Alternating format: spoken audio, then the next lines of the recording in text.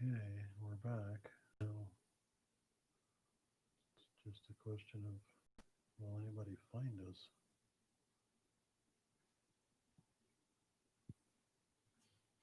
I don't know where I should start from. Rewind a little before the thing. Let me start the camera. I'm going to keep going from where I was then, and you can piece it together. Okay.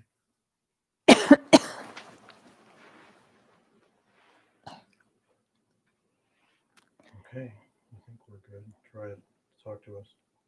So we had a power outage, and I'm going to continue talking about St. Teresa of Avila, and then we'll record this and post it online so at least you can see the satsang at some point, even if we can't continue live.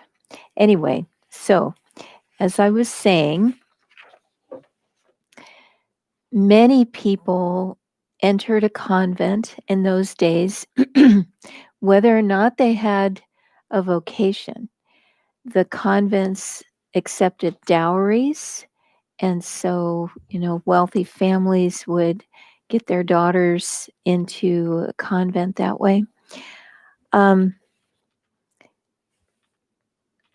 People in the convent were encouraged to go home and visit their families for extended periods of time to ease the expenses of the convents.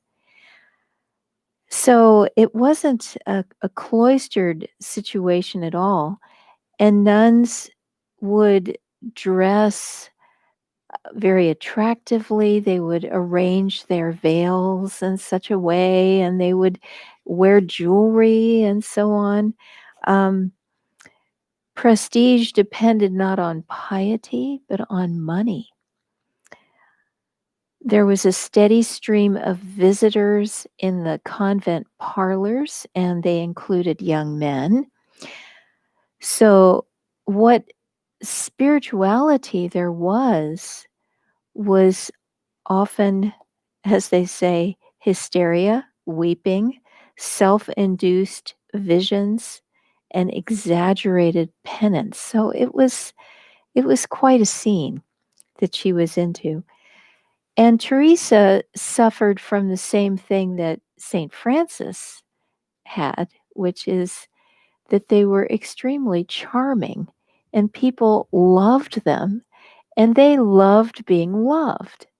So she found it very easy to slip into a worldly life and to forget all about God. Now, she forgot about God. Isn't that familiar? We get so involved in life that we just ignore God. The convent encouraged her to have visitors, to teach this concept of mental prayer because they got gifts from her students. So it helped the community economy. And Teresa got more and more involved in flattery, vanity, gossip. These things kept her from God. Then she fell ill with malaria.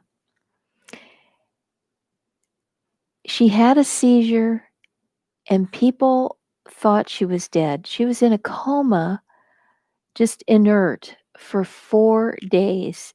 Now, when she got sick, she went home. Or maybe it happened while she was home, I'm not sure. But people thought she was dead. They dug a grave for her. And her father refused to give up her body. Her father was convinced she was not dead.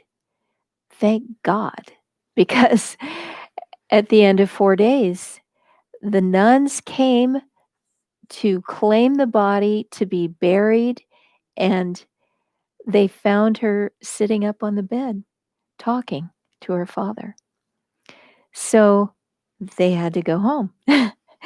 But she never truly recovered from this illness. She was always in a little bit of frail health from then on. For 3 years, she was paralyzed completely. Yet instead of helping her spiritually, her sickness became an excuse to stop to stop prayer completely. And so she used this illness as an excuse. She wasn't healthy enough to pray.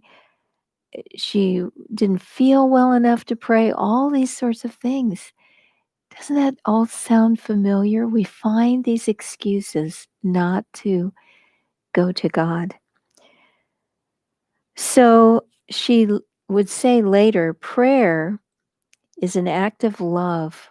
Words are not needed.